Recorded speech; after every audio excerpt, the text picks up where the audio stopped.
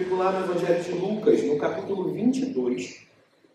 A gente vai ler aí duas porções do capítulo 22. Primeiro, do verso 31 ao 34.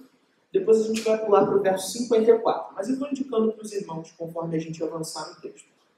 Então, primeiro, Lucas, capítulo 22, verso 34. 31. Obrigado. Não, pega. Lucas 22, 31. À medida que vocês encontrarem, fiquem de pé para que a gente possa ler juntos. O texto diz assim: Simão, Simão, eis que Satanás pediu para peneirar vocês como se faz com o trigo. Contudo, eu orei por você, para que a sua fé não desfaleça. Quando, porém, você se converter, fortaleça os seus irmãos. Ele, porém, respondeu: Senhor, estou pronto para ir contigo até para a prisão, tanto para a prisão como para a morte. Jesus respondeu: Eu lhe digo, Pedro, que ainda hoje, antes que o galo cante, 3 vezes você negará que me conhece. Verso 54. Então, prendendo-o, levaram-no para a casa do sumo sacerdote. Pedro o seguia de longe.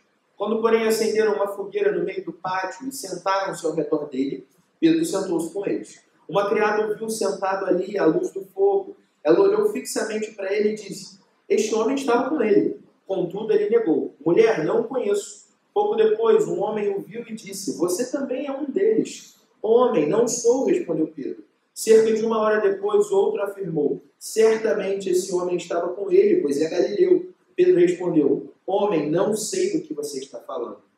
Imediatamente, enquanto ele falava, o galo cantou. O Senhor voltou-se e olhou diretamente para Pedro. Então Pedro lembrou-se da palavra que o Senhor lhe havia dito: Antes que o galo cante hoje, você me negará 3 vezes. Saindo dali, chorou amargamente. Amém. Vamos orar. Senhor Deus, nós te agradecemos pela tua palavra. Obrigado porque nesse tempo não estamos aqui reunidos diante de um discurso vazio, mas da palavra de Deus aberta e partilhada no meio do povo de Deus. Portanto, Senhor, que a tua voz possa ecoar no nosso meio dessa manhã, de maneira que os nossos corações sejam preenchidos pela verdade do Evangelho e nós sejamos transformados pelo poder que vem do alto. Nos ajuda, Senhor, nos dá entendimento. Abre os nossos ouvidos. É o que nós pedimos no teu santo nome, Senhor. Amém e amém. Os irmãos podem se sentar.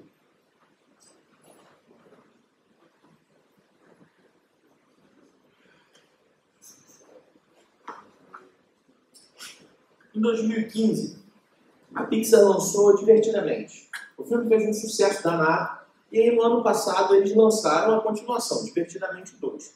Para quem não conhece, a história acompanha uma menina que no primeiro filme é ainda criança, no segundo já é uma pré-adolescente, a Riley, que está crescendo. E o filme se passa dentro da cabeça da Riley, vendo como é que as emoções dela lidam com esse crescimento que ela está tendo. Então, os grandes protagonistas da história são as 5 emoções básicas da Riley no primeiro filme, no segundo filme, umas emoções novas que aparecem, né? Então, alegria, tristeza, o medo, o nojo e a raiva.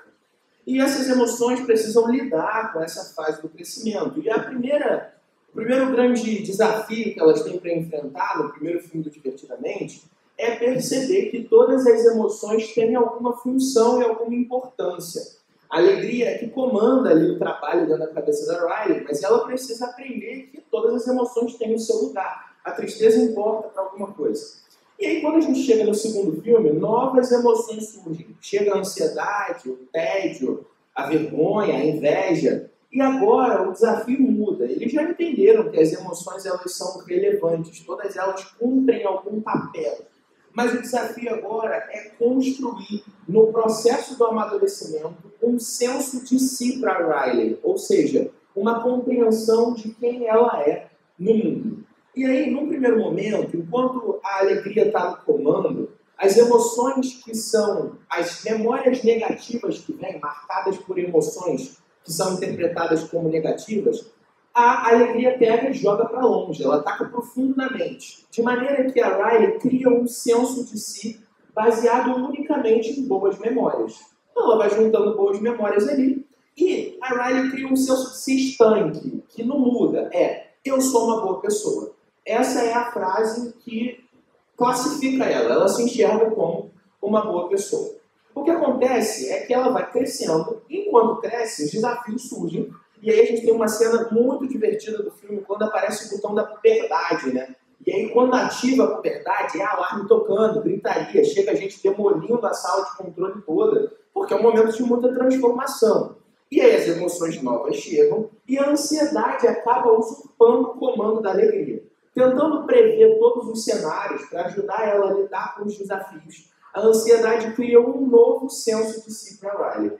Agora, a Riley se enxerga como alguém que não é boa o bastante. Essa é a frase que ela passa a dizer, como identificando quem ela é. Eu não sou boa o bastante. De novo, um senso de si estanque, uma percepção ali imutável sobre quem ela é. Problema. E, na verdade, a questão que a gente vai trabalhar hoje aqui é que todos nós temos sensos de si. A gente se identifica de alguma maneira, a gente reconhece quem a gente é no mundo de algum jeito. E a pergunta que importa é, nossos sensos de si foram construídos da maneira certa e são relevantes e conectados com a realidade? Essa é a pergunta que fica. Será que a gente construiu quem a gente é, da maneira que devia? E essa compreensão de quem a gente é está conectada com a realidade? E é sobre isso que a gente vai conversar um pouco nessa manhã. A gente está nos momentos finais do Evangelho de Lucas e também no ministério terreno de Jesus antes da ressurreição. No capítulo 22, a gente tem, no comecinho dele, Judas arquitetando a traição do Senhor. Ele aceita trair Jesus, ele arma como isso vai ser. E então o capítulo avança, registrando para a gente a última ceia. A ceia que Jesus partilha ali com seus discípulos, instaurando a Santa Ceia, que a gente replica até hoje como sacramento instituído pelo Senhor. Nesse momento da ceia, e depois de haver partilhado os elementos, Jesus começa a conversar com os seus discípulos, e é exatamente nesse ponto que a gente tem um registro disso que a gente acabou de ver. Jesus falando para Pedro sobre como as coisas aconteceriam, e então os desdobramentos disso, depois que Judas executa o seu plano de traição e o Senhor é preso. A gente vai caminhar nessas duas porções do texto. Primeiro, nesse diálogo de Jesus com Pedro, e depois em Pedro acompanhando Jesus preso, para a gente entender como é que essas histórias estão conectadas e, obviamente, como elas estão conectadas comigo e com você. Vamos abrir de novo lá no verso 31 e 32? Eu vou pedir para você deixar a sua Bíblia aberta, para a gente poder entender qual é o cenário que esse texto está pintando. Verso 31, o texto diz assim: Simão, Simão, eis que Satanás pediu para peneirar vocês como se faz com um trigo. Contudo, eu orei por você, para que a sua fé não desfaleça. Quando, porém, você se converter, fortaleça os seus irmãos. Pedro escuta de Jesus o seguinte: ele vai passar pela peneira. Isso é um fato. E não só ele, todos os discípulos estão sendo convocados a passar pela peneira. A gente poderia aqui gastar um tempo falando sobre essa função ali de Satanás na rédea curta, né? Quando Satanás pede para peneirá-los. Mas não é o foco do nosso sermão. Embora é importante a gente entender. Deus permanece soberano sobre absolutamente todas as coisas. Por isso é que Cristo diz que permitiu que ele fosse peneirado, mas não de qualquer jeito. Jesus não deixa os discípulos desamparados diante do momento do sofrimento. É fato que eles passarão por um tempo de provação, mas eles podem ter consolo, na verdade, de que o Senhor tem orado por eles para que a fé deles não morra durante a provação. Pelo contrário, o que o Senhor espera, o que ele promete e o que ele pede é que Pedro, depois de se converter, seja aquele que fortaleceria os seus irmãos. É curioso, porque Jesus absolutamente já sabia o que ia acontecer. Ainda assim, ele escolhe esse momento para autenticar a liderança de Pedro sobre os outros apóstolos. Jesus poderia ter aproveitado a oportunidade para tirar Pedro dessa posição. Naturalmente, ele fica nesse lugar de líder dos apóstolos. Mas Jesus sabia que Pedro o trairia. No entanto, Jesus escolhe reafirmar a liderança de Pedro. Quando você se converter, Simão, fortaleça os seus irmãos.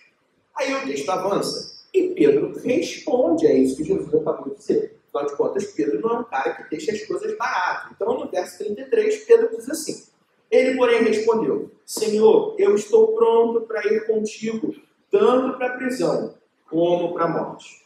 Nos textos correlatos desse diálogo de Jesus e Pedro, a gente tem Jesus respondendo, né, fazendo uma réplica à resposta de Pedro, e Pedro emendando uma tréplica, dizendo assim: pode ser que esses outros vagabundos te abandonem, mas eu jamais, Jesus. Eu vou até a morte por você. Pedro tinha absoluta certeza da prontidão dele, da disposição de encarar prisão e morte em prol do Senhor. No linguajar do nosso tempo, né, Pedro está prometendo tudo. E a gente sabe que ele vai entregar absolutamente nada. Porque na cabeça de Pedro, ele tem certeza de que ele dá conta. Ele está certo disso. Mas a história que a gente conhece, que a gente leu, prova que, na verdade, isso não vai acontecer.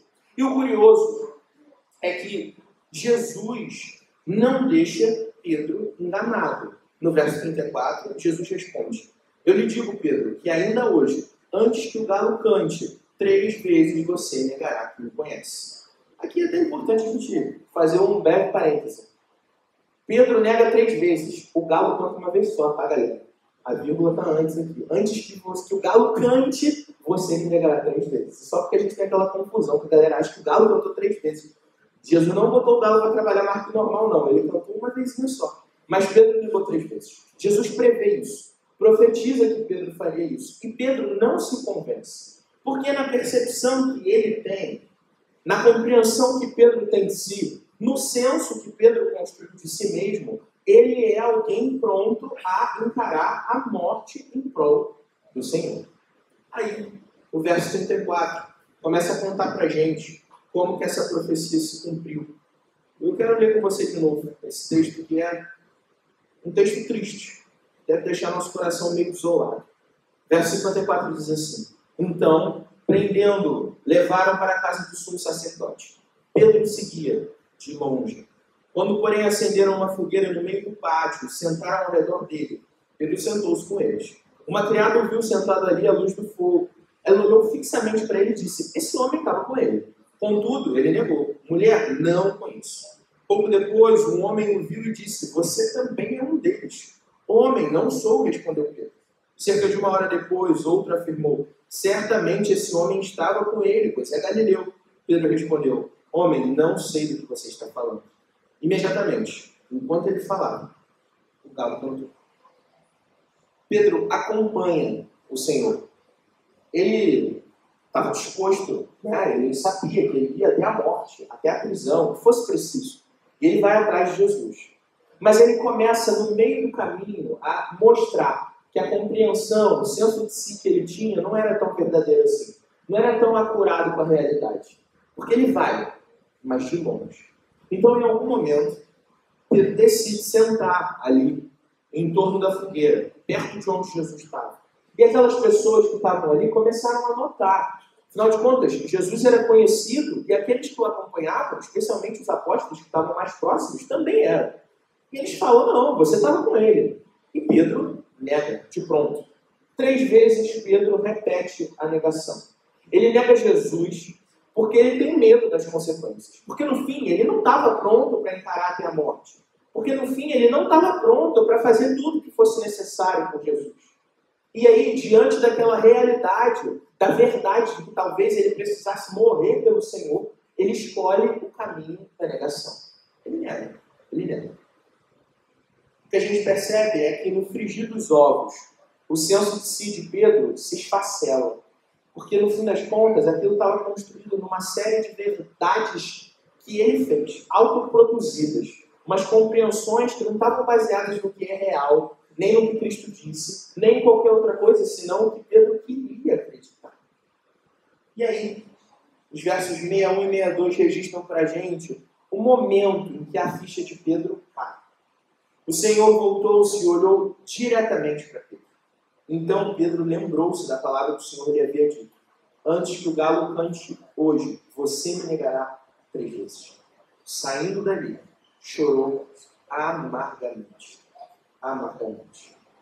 Esse é o único evangelho que registra o contato visual de Jesus com Pedro. Os outros evangelistas, eles deixam de fora esse fato de que Jesus e Pedro podiam se ver no momento que o galo canta. Mas aqui a gente consegue ver a dimensão da coisa. O galo canta e Pedro olha no olho de Jesus. E quando eles se olham, então Pedro se lembra. E o resultado desse senso de se quebrado é Pedro chora amargamente. Amargamente. A gente pode gastar muito tempo aqui tentando deduzir qual foi o olhar de Jesus. Será que Jesus olhou com um olhar de desprezo? Será que Jesus olhou com um olhar de toma essa, eu te avisei, eu sabia que você faria isso? Bom, conhecendo ainda o nosso Senhor, e exatamente o que vai acontecer depois, e a gente vai chegar lá, a gente pode imaginar que o olhar de Jesus não era um olhar de condenação, mas de compaixão. Ainda assim, quando Jesus encara os olhos do Senhor, e ele percebe o que ele fez, chorar amargamente é tudo o que resta. Pedro experimenta um suco de lágrimas amargas de quem mentiu para si mesmo e agora precisa encarar a realidade. Beleza. Dito essas coisas todas, o que esse texto tem a ver comigo e com você? Para responder essa pergunta, eu quero fazer 3 aplicações. A primeira delas é um pouco fora do tema principal do que a gente está falando, mas importante para a sequência, então 2 que tem tudo a ver com esse perigo da autorreferência. A primeira aplicação é o seguinte: nós seremos peneirados pela vida. Nós seremos peneirados pela vida. O fato, a realidade, é que os crentes não estão isentos do sofrimento. O sofrimento é parte da caminhada cristã. Isso é uma certeza garantida. E a gente tem uma dificuldade tamanha com isso, especialmente num tempo onde o discurso religioso que ganha espaço no nosso país é de que ser cristão é conseguir tudo o que se quer. Então, se eu sou crente, Deus vai me dar tudo o que eu preciso e para isso eu só tenho que ter fé. Então, se eu não tenho tudo o que eu quero, é porque a minha fé não é forte o bastante. O problema disso é que isso é mentira. É isso, mentira. Não tem outra conversa. Não é meia verdade, é mentira completa. O que o Evangelho diz para mim e para você é o seguinte: a gente vai ter aflição nesse mundo mal onde a gente vive, mas Cristo nos convoca a sermos gente com bom ânimo. Por quê, meus irmãos? Porque Ele venceu o mundo. Porque Ele venceu o mundo. Durante as peneiradas da vida, enquanto a gente está sendo provado, enquanto a gente está sendo esmagado pela realidade difícil onde a gente estiver, onde a gente está, o que a gente encontra é um Deus que se mantém presente do meu e do seu lado, caminhando com a gente durante as fases difíceis da vida. E a presença de Jesus em meio ao sofrimento é o que faz com que nós permaneçamos de pé. A gente só tem a capacidade de resistir ao dia mal, porque o Senhor caminha do meu e do seu lado. Jesus não nos desampara em tempo algum. Pelo contrário, Ele está conosco e intercede por nós. Como Ele fez por Pedro e pelos apóstolos naquele primeiro momento. Jesus é aquele que garante o nosso contato com Deus, é o mediador, o supremo mediador. E por isso a gente pode passar pelos desafios da vida, consciente de que nós não estamos sozinhos. Que nós não estamos sozinhos.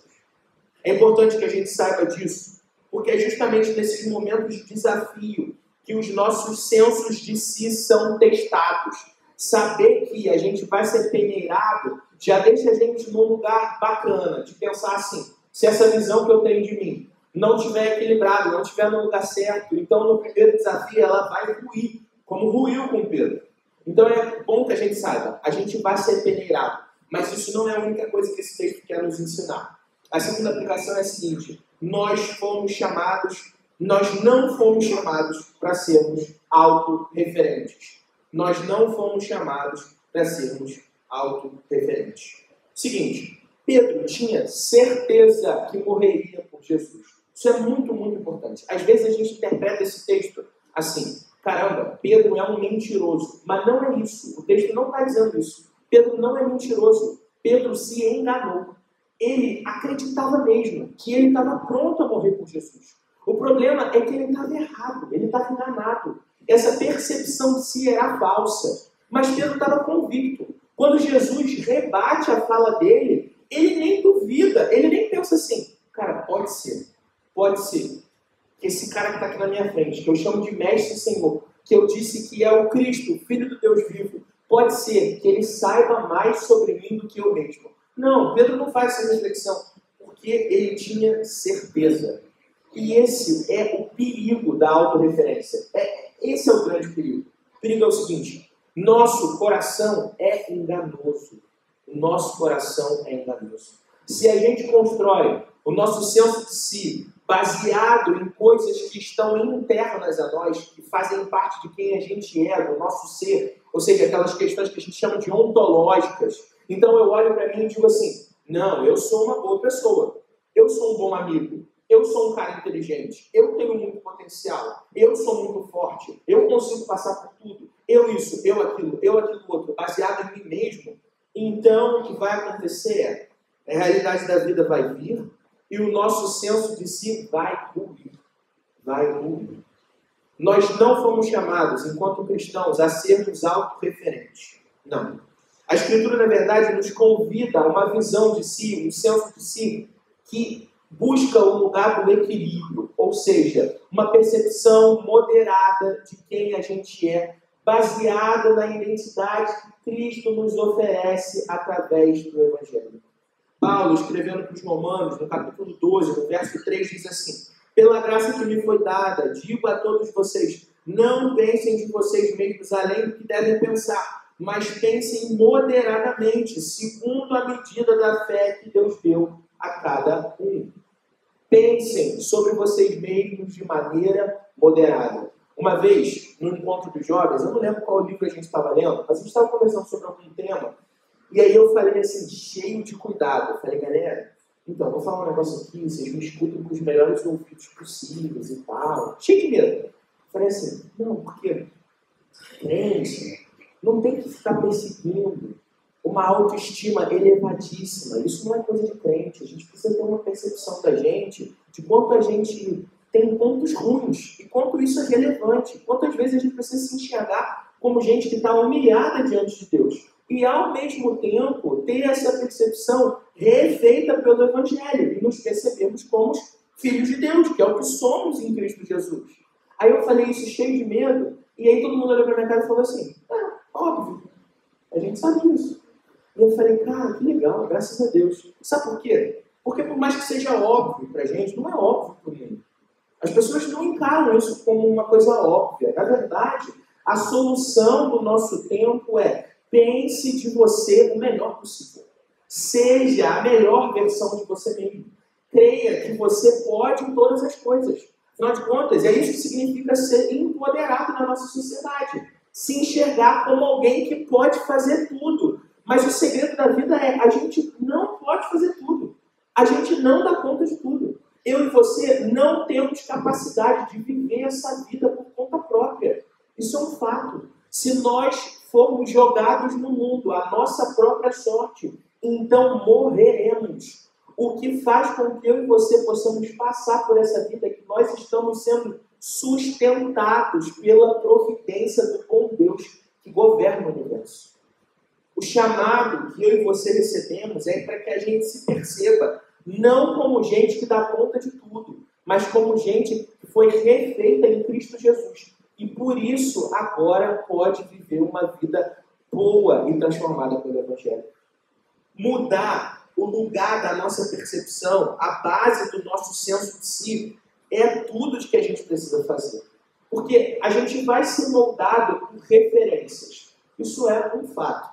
Na verdade, a gente vai seguir a vida pensando no que as pessoas pensam da gente, pensando no que a gente mesmo pensa da gente, e isso tudo vai moldando quem a gente se percebe ser no mundo. Isso é meio inevitável.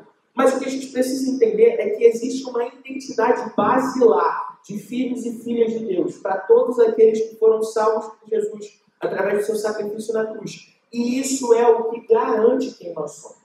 Não aquilo que fazemos, não aquilo que pensamos, mas quem Cristo nos torna através do seu sacrifício. E aí, o que a gente percebe é que encontrar esse equilíbrio é difícil mesmo, mas imprescindível. Se a gente não fizer isso, então a gente não vai conseguir resistir as tentações de formular verdades auto-encomendadas. Tem uma frase que eu já nem lembro exatamente a construção dela e muito menos aonde eu ouvi. Então vamos trabalhar como se fosse autoral, mas não é, eu ouvi em algum canto. Mas é alguma coisa sobre você não levar em consideração as coisas ruins que as pessoas falam sobre você. São só coisas ruins. No entanto, não levar tão em consideração as coisas boas que as pessoas falam sobre você. São só coisas boas.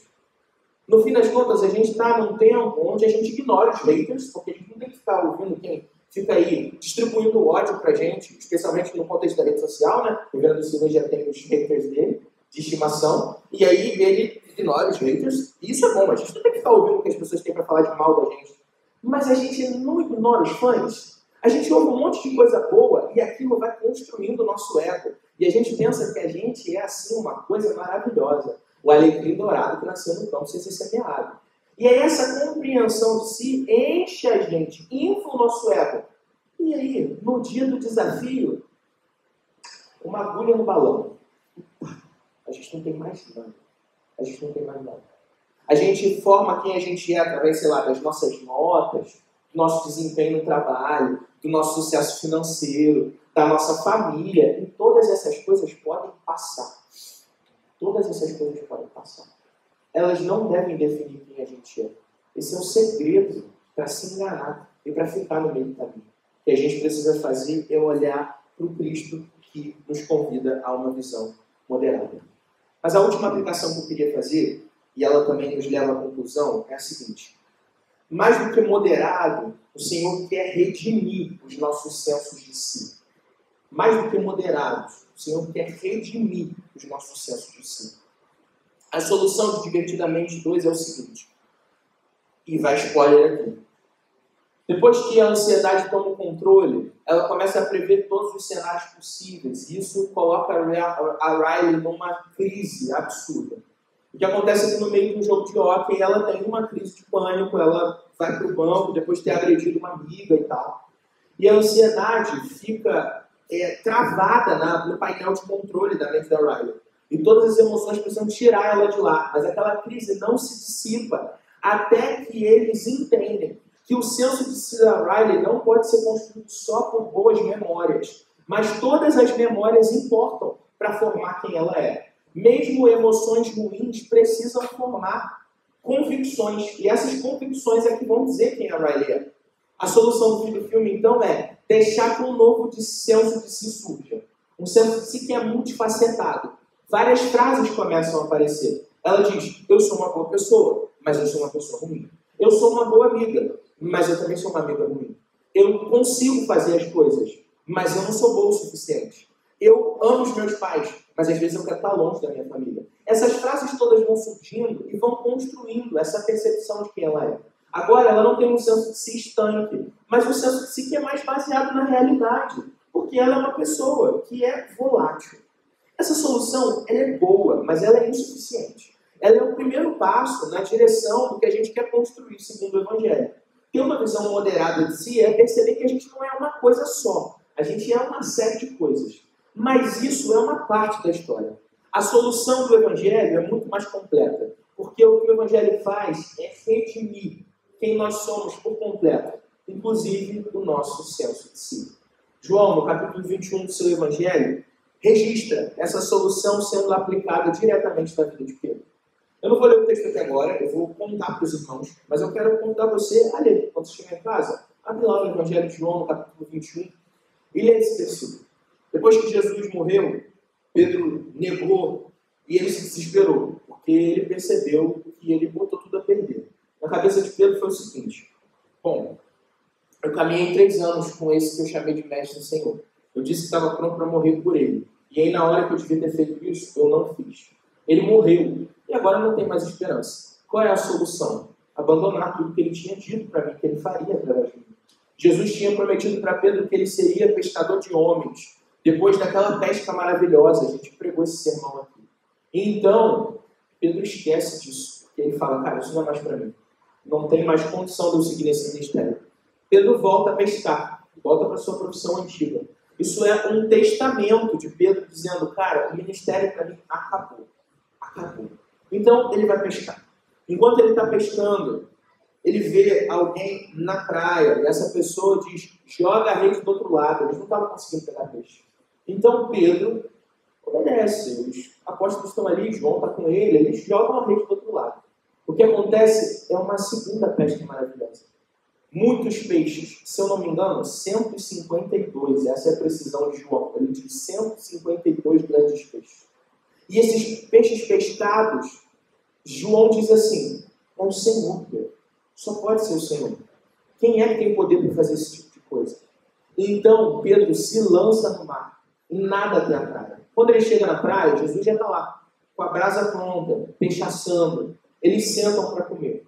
Então, Jesus diz para Pedro, Pedro, você me ama? E Pedro diz, Senhor, o Senhor sabe que eu te amo. Então, apacenta as minhas ovelhas. Pedro, você me ama? O Senhor sabe que eu te amo. Então, apacenta as minhas ovelhas. Pedro, você me ama? E aí o texto diz assim, Pedro se entristeceu, porque o Senhor perguntou pela terceira vez se ele o amava. E aí Pedro responde, Senhor, o Senhor sabe de todas as coisas, e sabe que eu te amo. Jesus diz, então, apacenta as minhas ovelhas. Jesus, depois desse diálogo, fala para Pedro sobre como ele vai morrer. Ele diz, Pedro, quando você era criança, você ia para onde você queria, mas vai chegar um tempo em que você vai ser levado para onde você não quer ir. Você vai estender suas mãos, vão te pegar pela mão, te vestir uma capa e te levar para onde você não está querendo ir. E aí o texto diz, Jesus disse isso para indicar o tipo de morte pela qual Pedro morreu. O que esse texto ensina para mim e para você e como que ele se conecta com essa história? Pedro se entristece porque ele percebe que aquela conversa ali está profundamente conectada com o episódio da negação. Como ele negou 3 vezes, Jesus o restaura com 3 perguntas. Pedro se entristece, mas percebe a mudança, a conversão que Jesus prometeu que aconteceria. Quando você se converter, fortaleça os seus irmãos. É tempo de Pedro apacentar as ovelhas do Senhor. O ministério ainda é para Pedro, porque o ministério não é para gente perfeita, mas é para gente imperfeita, que reconhece senso de si baseado em Jesus e não em si mesmo. A história nos conta que Pedro, no fim das contas, encarou a morte pelo Senhor. Morreu pelo Cristo que ele disse que morreria. E agora, sem titubear, sem medo, sem negar, encara a morte e morte de cruz. Mas, segundo a tradição, de cabeça para baixo, porque ele não se reconhece como alguém digno de morrer exatamente como o Senhor. O que isso tudo quer dizer para mim e para você, e é com essa história que eu quero encerrar, é o seguinte. O que o Evangelho quer fazer na minha e na sua vida é redimir as nossas percepções. Quando Jesus nos convida a um relacionamento e a nossa identidade agora é baseada nele, não em nós mesmos, então a gente pode encarar a verdade do chamado que Deus tem para mim e para você. Porque aquilo que o Senhor vocacionou a gente para fazer, Ele fez sabendo quem a gente era. Jesus não está enganado sobre você, meu irmão e minha irmã. Jesus não está enganado. Ele sabe exatamente o tipo de pessoa que você é. Exatamente. Ele sabe exatamente o tipo de pessoa que eu sou. E quando Ele nos convocou a caminhar com Ele, Ele fez isso de maneira consciente. A gente é gente miserável, pecadora, descuida da glória de Deus. No entanto, a graça de Jesus nos alcança e nos redime completamente. É tempo, então, da gente esquecer a autorreferência e buscar tudo aquilo de que precisamos para formar o nosso senso de si no único que pode oferecer essas coisas. O Cristo que ressurgiu dos mortos e é aquele que governa a minha e a sua vida. Amém? Vamos orar? Senhor Jesus, nós te damos graças, Senhor. Nós te agradecemos, Senhor, porque muitas vezes nós temos a impressão de que precisamos buscar nossa identidade, quem nós somos, no nosso próprio esforço. Mas, Senhor, o Senhor nos convida a um relacionamento contigo que ressignifica toda a nossa existência. Nós somos redimidos pela tua cruz e por isso agora nós somos filhos e filhas de Deus, adotados pelo sangue derramado de Cristo no Calvário.